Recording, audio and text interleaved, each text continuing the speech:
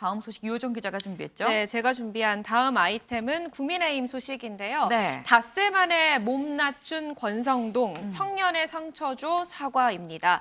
이 대통령실 인사 논란을 해명하는 과정에서 7급 넣어줄 줄 알았는데 9급이더라.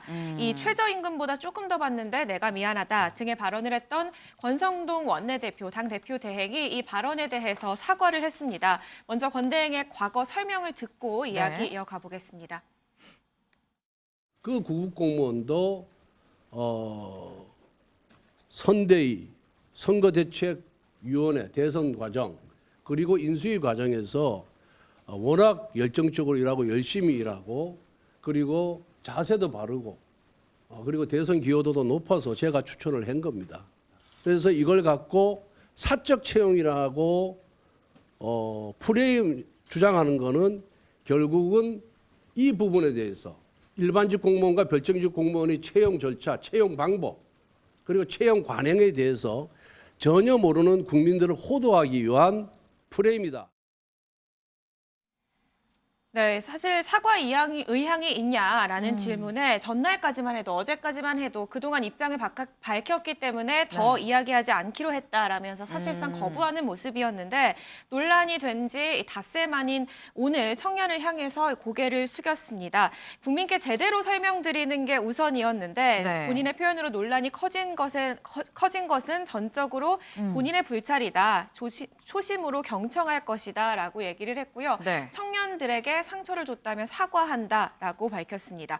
여기에 국민에 이어서 권 원내대표는 의원들 앞에서도 좀 몸을 낮추는 모습을 오늘 보였는데요. 의원총회 모두 발언에서 각종 논란으로 우려와 비판이 높아지고 있다. 다 내 부덕의 소치다라면서 언제든지 고견을 달라며 낮은 자세를 보였습니다. 네. 지금 권성동 이 대표 대행이 지금 닷새 만에 약간 갑작스러운 감이 없잖아 있습니다. 닷새 만에 지금 이 사과의 뜻을 나타냈습니다. 송구하다라고 얘기를 했는데 사실 요 전에 장제원 의원이 말이 좀 거칩니다라고 정말 뭐 직격 아닌 직격을 했었거든요. 그리고 난 다음에 아까 말한 것처럼 오늘 의원총회가 열렸어요. 의원총회 자리에 장제원 의원 나왔을까요? 네, 있었습니다. 그리고 기자들 백브리핑을 진행을 했는데요. 여기에서 이 사과에 대해서 어떻게 생각하냐라는 질문에 짧은 답변만 남겼습니다. 영상으로 확인해 보시죠. 청년들한테 좀 사과를 하셨는데 그건 잘 하셨다고 보세요? 대표께서 사과하셨으니까 그거는 그거대로 인정성 있게 받아들여야 되지 않나 싶어요. 네, 그렇게 진정성 있게 받아들여야 되지 않냐 짧은 답변을 남겼는데 이후에 이 백브리핑에서 친윤 그룹 내에서도 건강한 긴장 관계가 필요하다. 그런 점에서 앞서서 너무 거칠다라는 발언은 충정이었다라는 얘기를 했고요. 또 사적 채용에 대해서는 대통령이 정치를 오래 하신 분이 아니기 때문에 이 비서나 수행비서 등 최소한의 인력을 구하는 데는 이 지인에게 물을 수밖에 없다라면서 한 달 동안 인력을 꾸리기 위해서 좀 고군분투했는데 그런 점을 국민들이 이해해줬으면 좋겠다라는 설명을 했습니다. 네, 사실 뭐 언론에서는 뭐 윤핵관들의 뭐 권력 싸움 약간 이런 느낌으로 봤었는데 여기에 대해서는 이거는 뭐 건강한 긴장 관계라고 지금 얘기를 했습니다. 근데 지금 의아한 게 사실 초반부터 권성동 대표 직무대행이 아니 이게 무슨 문제냐 7급이 아니라 9급이라서 지금 미안하다라는 취지로 지금 얘기를 하다가 약간 갑작스럽게 좀 입장을 바꿨어요. 입장을 왜 바꾼 걸까요? 네, 뭐 여러 가지 이유가 있겠죠. 일단 직무대행 체제를 향한 당내 견제도 생각해 볼 수 있고요. 그런데 무엇보다 이 지지율에 대한 대통령실 그리고 여권의 위기감이 굉장히 큰 상황입니다. 정권 교체의 바람이 불었던 데에는 뭐 사실 부동산 문제도 있고 여러 가지 문제가 있었지만 청년들을 중심으로 공정이 화두가 되면서부터였잖아요. 그런데다가 윤 정부의 모토가 공정과 상식인데 지금 이 사적 채용 논란을 두고서 2030 내에서 패러디물이 나오는 상황까지 이르렀습니다. 최근 국민의힘 세대별 지지율 추이를 보면은 실제로 2030 젊은 층의 이탈이 좀 두드러진 상황인데요. 이 2030 이탈의 모든 원인이 권성동 원내대표의 발언 때문이다라고 할 수는 없지만 실제로 2030을 중심으로 권성동 원내대표의 발언을 둘러싼 패러디물이 나오고 있다라는 무슨 패러디가 나와요? 뭐 여러 가지 저희 화면이 준비되어 있을까요? 지금 이 어. 문제인 건데요. 네. 공무원 합격은 권성동 네. 이런 문구가 이거 음을 넣어서 써있기도 해줘야죠, 하고요. 이호정 기자. 공무원 합격은 권성동. 네. 광역랜드 취업도 권성동이라면서 음. 지금 취업 채용 공정과 관련해서 이런 패러디물이 나오고 있다라는 점에서는 여권에서도 위기감을 느낄 수밖에 없는 부분이고요. 네. 이 때문에 저희가 어제도 설명해드렸지만 대통령실에서도 변화가 느껴진다라고 얘기를 했는데 네. 사실상 원톱 체제로 이어가고 있는 권성동 원내대표로서도 네. 어떤 움직임이 필요했다라고 음. 이 분석할 수 있을 것 같습니다. 그렇군요. 아니 근데 뭐 생각을 해보면 뭐 2030 지지를 받은 지가 국민의힘이 뭐 얼마 되지 않아요. 이번 대선을 거치면서 2030이 좀 왔다고 볼 수 있는데 2030 지지가 빠졌다는 게 뭐 그렇게나 뼈 아플까라는 생각이 들기도 하긴 하거든요. 네, 더 큰 걱정은 2030 민심뿐만이 아니라는 겁니다. 어. 당 지지율도 점점 하락세를 보이고 있는 상황인데요. 네. 여론조사를 보면은 1년 반 만에 음. 국민의힘의 지지율이 민주당을 뒤처지고 있는 이 아. 상황입니다. 지금 보면은 오차 범위 밖으로 그러네요. 5.1% 차이로 국민의힘이 뒤지고 있는 상황이기 때문에 네. 이런 위기감들이 보여지고 있다 이렇게 음. 볼 수 있을 것 같습니다. 네. 근데 사실 뭐 최근에 나온 얘기가 원톱 리스크란 얘기까지 나왔었죠. 이 원톱. 그리고 지금 국민의힘의 원톱인 권성동 대표 직무대행인데 권성동 대표 직무대행이 윤 대통령의 지지율이 떨어지는데도 사실 한몫하고 있는 거 아니냐라는 얘기가 나왔었습니다. 이 관련한 목소리 들어보고 오시죠. 제가 뭐 청와대에 있어 봤습니다마는 그렇게 채용도 많이 합니다. 그렇지만은 그러한 관계가 있다 하면은 국민들한테 좀 납득하게 설명을 해야지 어떻게 그래 말마다 싸가지 없이 해가지고 국민들을 화나게 만듭니까? 그것이 정당하지는 않지 않습니까? 그리고 뭐 최저임금보다 10만 원밖에 안 넘는다. 어떻게 사냐? 지금 젊은 청년들이 공무원을 위해서 얼마나 많은 준비를 하고 있고 또 최저임금을 받아서 생활하고 있는 청년들이 많은데 어쩌면 그렇게 말끝마다 다 싸가지 없이 해가지고 국민들을 이렇게 화나게 만드냐고요. 그러니까 지지도가 떨어지는 거죠. 네.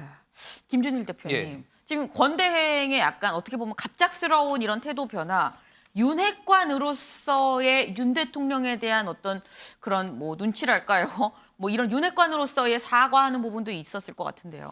그러니까 지금 한 두 가지 정도가 있는 것 같아요. 하나는 전체적으로 보면은 이 여권, 네. 뭐 정부를 포함해서 당, 국민의힘이라든지 여당의 좀 태도가 조금 좀 억울함을 넘어서 좀 발끈하는 것들이 있어요. 해명을 할 때 있어서 그런 것들이 어쨌든 뭐 누군가는 문제가 있으니까 지적을 하는 건데 상당히 네. 그게 거슬리는 거죠. 사실은 이게 지지율의 하락에도 어느 정도 영향을 줬다라는 분석들이 지금 계속 나오고 있거든요. 발끈이란 부분은 이게 말이 아다르고 어다르다는 약간 그 느낌으로 말씀을 하시는 거겠죠. 그렇죠. 이제 권성동 대표가 뭐 했던 그 발언이 뭐 이거를 이제 뭐 네티즌 용어로 네. 광역 어그로라고 하더라고요. 무슨 얘기냐면은 구급 공무원 디스했다. 네. 그리고 강릉 촌놈이라고 해서 지역 비하했다. 네. 그리고 압력 넣었으니까 이건 부정청탁도 소지가 있다. 그리고 최저임금 이걸로 어떻게 사느냐 그러면 왜 최저임금 인상 반대하냐 막 이런 거를 단 몇 분 만에 이거를 한꺼번에 하는 것 자체가 네. 그러니까 이게 감정이 격하면 막 이런 게 나오거든요. 억울하다 네네. 이런 것들이. 그러니까 좀 정제되고 이런 좀 이렇게 미안해하는 태도 이런 것들이 어찌 됐든 필요하다라는 게 하나가 있고 또 네. 하나는 권성동 원내대표가 지금 너무 일이 많습니다. 한 원내대표로서 원구성도 해야 되는 게 이게 되게 중요하잖아요. 당대표 직무대행하잖아요.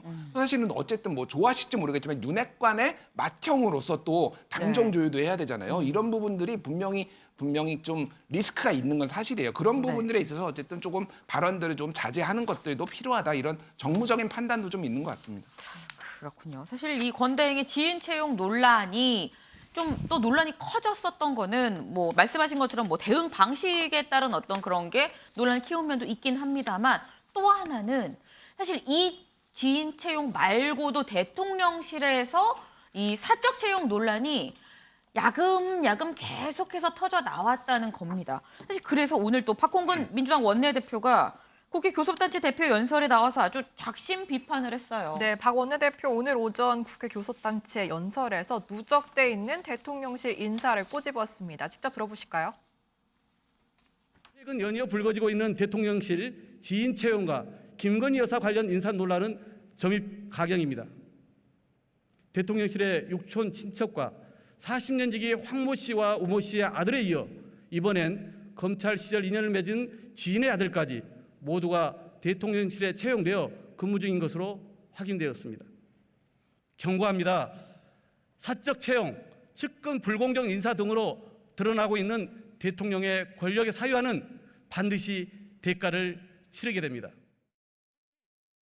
네, 박 원내대표는 이 박근혜 정부 시절에 비선 실세였던 최순실, 최서원의 국정농단이 헌정사상 초유의 대통령 탄핵으로 이어졌다라면서 다시 한번 탄핵이 언급되기도 하고요. 이 외에도 민주당의 공세 계속 이어지고 있는데요. 이 대표적으로 송갑석 민주당 의원이 어제 SNS에 윤 대통령은 대통령실을 지인의 직업 소개소로 전락시킨 국가적 망신에 대한 응당한 책임을 져야 한다라면서 국정조사까지 요구하고 나섰습니다. 여기에 대해서 김기현 원내대표는 사적 채용이 아니라 공적 채용을 한 것이다라면서 이재명 전 도시사도 공채 없이 채용하지 않았느냐라고 맞받아쳤습니다. 네. 오늘의 탑을 좀 정해보도록 하겠습니다. 지금 이 윤석열 대통령 연일 장관들한테 스타 플레이어가 되라라고 좀 무언의 압박을 하고 있는 상황입니다. 국민들은 이런 압박 환영할 만한 일이죠. 다만 이제 이 모든 압박 지시는 또 지시하는 사람이 솔선수범을 할 때 더 효과가 크다는 이 말씀도 같이 좀 드리면서 장관들한테 역할을 주문한 윤 대통령 소식을 오늘의 탑으로 결정하도록 하겠습니다.